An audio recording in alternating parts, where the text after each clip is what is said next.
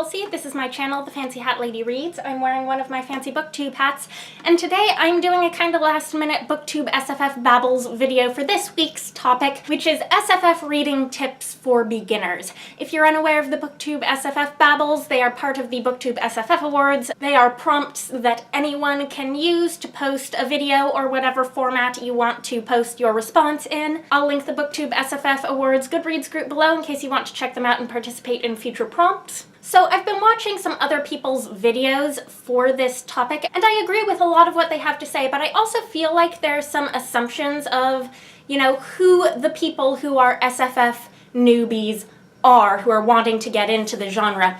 And people come to any genre from anywhere as readers. And people come to SFF looking for any number of different things. I think what I personally love most about the science fiction and fantasy genres is how limitless they are. This is basically the genre where you can have anything that transcends the normal world, and the only limit is the human imagination, and boy, the human imagination can go a whole heck of a lot of places, and it is all SFF. And so for that reason, I am of the firm belief that there is SFF out there for any fiction reader, and that bringing new readers into the genre should be less about recommending specific gateway books and more about helping individuals to have the tools to find the things that they want to read, because those things are out there.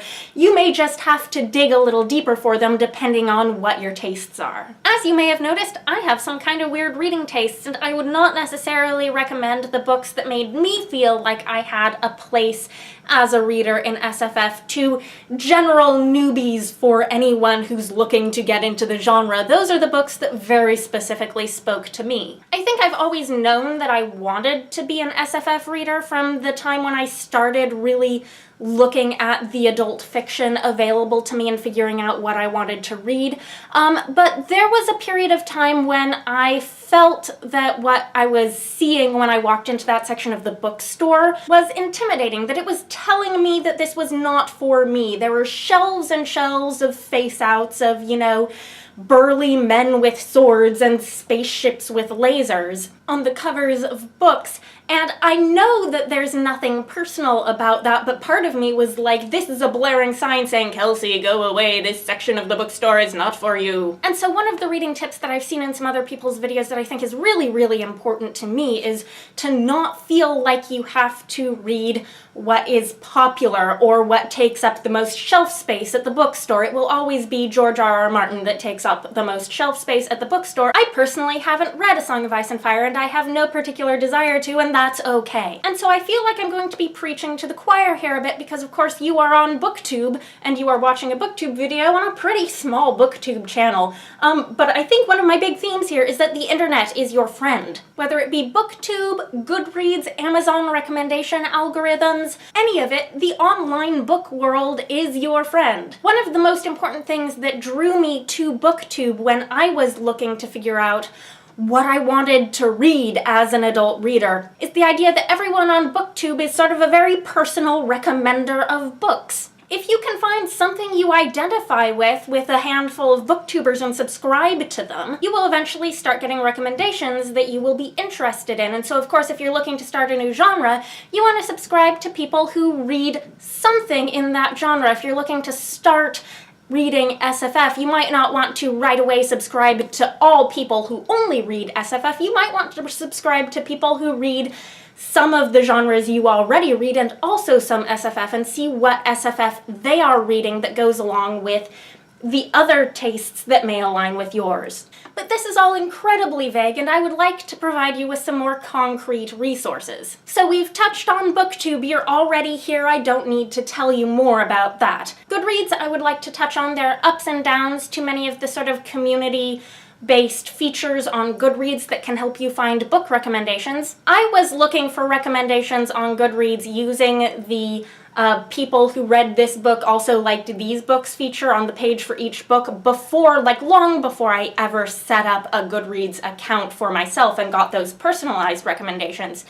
But those personalized recommendations were the reason I set up my Goodreads account, and I still use those a lot. And I know those algorithms are imperfect and they're never going to match up to the sort of confidence that I have in a personal recommendation from someone who knows my reading tastes. But that is a way that I find books. Of course, to get those recommendations in a particular genre, you need to have read something in that genre that you liked, that you gave a high rating to. This is a BooktubeSFF Babbles video. I am already linking the BooktubeSFF Awards group for you, and there are read-alongs going on right now for a bunch of books that have been nominated in a variety of different SFF categories this month and for the next few months from now. I have not read anywhere near all of those books, but a bunch of them I would confidently state are probably pretty good places to dip your toes in SFF. They are all things that come with the popular vote stamp of approval. As per the new rules, none of them are past number 3 in a series, and they are all new books published in 2017. Before I joined Booktube, I also looked into joining some sort of genre-specific reading groups on Goodreads that were not tied to any external thing like Booktube or the BooktubeSFF Awards. Goodreads makes it very hard to search those groups, so it's very hard to find them, and I wouldn't necessarily recommend digging through the Goodreads group feature looking for groups. That could be very frustrating. But I initially joined one that has long since gone inactive, that was called Beautifully Written Fantasy and Science Fiction. And just reading a few of the group reads from that group gave me enough of a starting point that I was getting recommendations for other books. So something like the BooktubeSFF Awards group with the ongoing read-alongs could be something that would do that for you. I'm a member of another Goodreads group that I participate in group reads for, and that is the Into the Forest Goodreads group that reads things based on fairy tales, folklore, and mythology. That's a specific interest of mine, and that's how I got into SFF through that subgenre. So I can leave the link for that group down below. Their discussions are open even after the group read ends, so if you want to read one of the past reads and join in, you can do that. Another feature that is deeply imperfect on Goodreads that I used a lot when I was just starting out with Goodreads was the lists feature.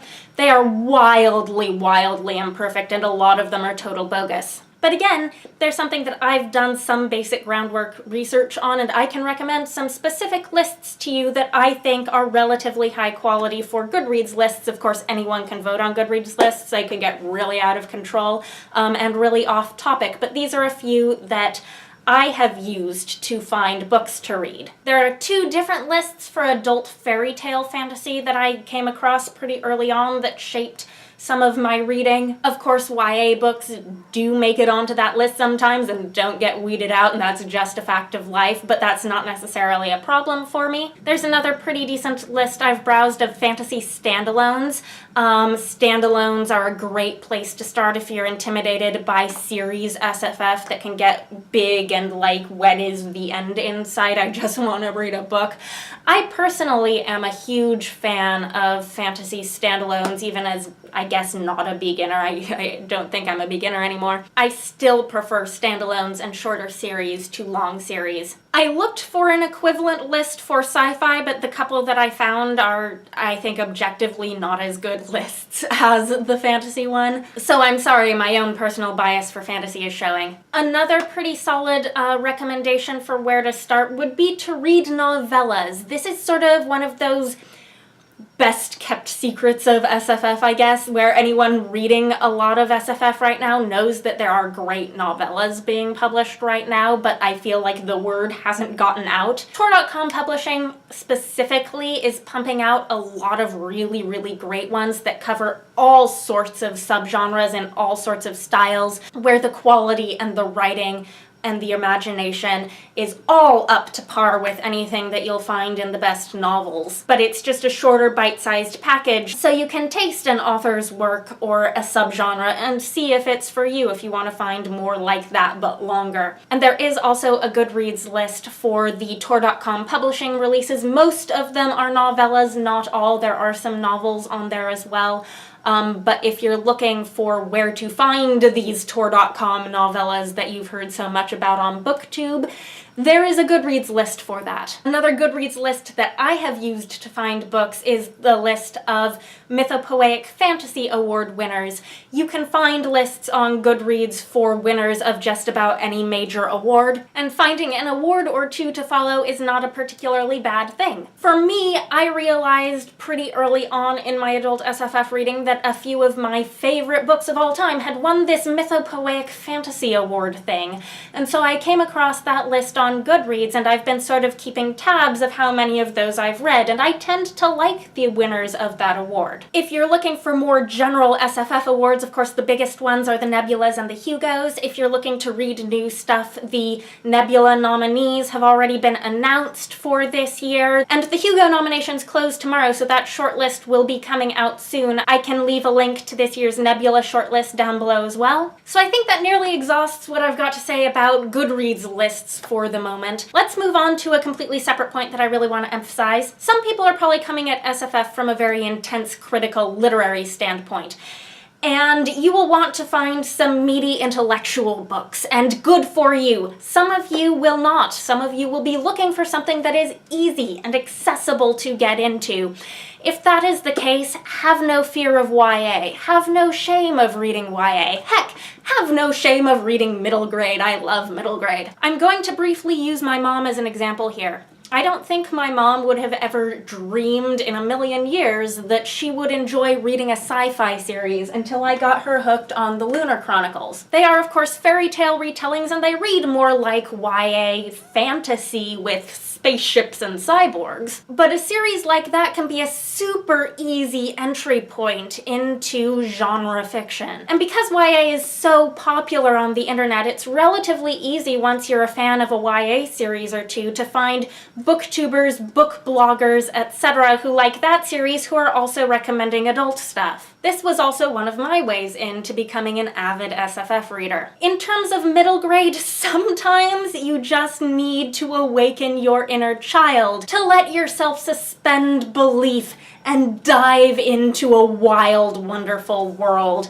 There was a year where for Christmas, I gave just about everyone on my list The Girl Who Circumnavigated Fairyland in a Ship of Her Own Making by Catherine Valente. And I told myself I was gonna stay away from giving specific book recommendations in this video. But if you as a child were a reader of any of the classic kids' fantasy stories and want to reawaken that sense of wonder, you could find no better place to start than something like this. Now, as I've sort of hinted at, I have some individual experience with people in my life who are not necessarily SFF readers, whom I have foisted lots of specifically fantasy books upon, because that's kind of who they are and kind of who I am and kind of what I could give them that I thought would match up with what they wanted to read. A lot of that recommending happens on a specific case-by-case basis, though.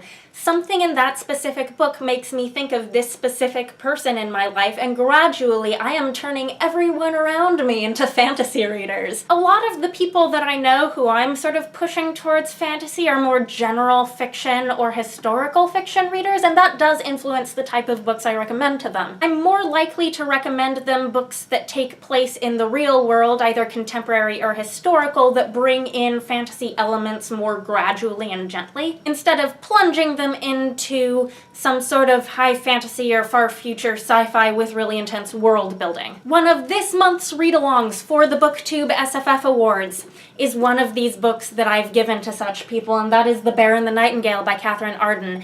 This is a fantasy book that is historical fantasy. It takes place in 14th century Russia, and it really feels grounded in that historical fiction type of writing, with, of course, this other fantasy element interwoven throughout the whole thing. And this is a book that I have given or recommended to lots of people who are not generally fantasy readers. This is nominated both in the debut novel category and in the fantasy novel category for the Booktube SFF Awards. As I've mentioned, there is a read-along going on for this book this month. A couple of the other books that I've read already that are having read-alongs this month are also books that I think I would recommend for certain types of newbies. If you want to join in on the current ongoing read-along discussion for Strange the Dreamer by Laini Taylor. Here's my copy up here, I'm not going to pull it out. If you wanted to start reading a hot, new, hyped YA series, that's the first in a duology, the second is yet to be released. If you're looking for sci-fi, another one of the March read-alongs is All Systems Red by Martha Wells, which is one of those aforementioned Tor.com novellas. It's pretty character-driven, pretty easy to read, and it's very short. So basically, the internet is full of book friends who will help you find things that you will like. Goodreads is imperfect, but you can still find helpful tools there. You've already found Booktube, and Booktube is the best. These are the takeaway themes from this video. One more thing I want to mention before I go, if you're looking to get in the loop in terms of new releases in SFF, if you want to learn what things are coming out soon that may or may not be so heavily hyped, one of the best things I can recommend doing that has been invaluable to me is to follow SFF publishers on Twitter. They will be promoting all of their new releases like crazy. And not all of them will be for you, but there's a pretty good chance if you're seeing like little promotional snippets about everything that's coming out, something will catch your eye eventually. So I'm going to link the Twitter handles of a bunch of SFF publishers down below. Most of them will be American because I'm an American and I follow American publishers. So there's that disclaimer, but that's something that I've found very, very helpful in terms of being on top of what's happening in the genre. If you want some specific recommendations for something in particular that you're looking for to get you into SFF, leave me a comment below and we'll chat about it. Anyhow, I hope you are having a nice day. That is all. Bye for now.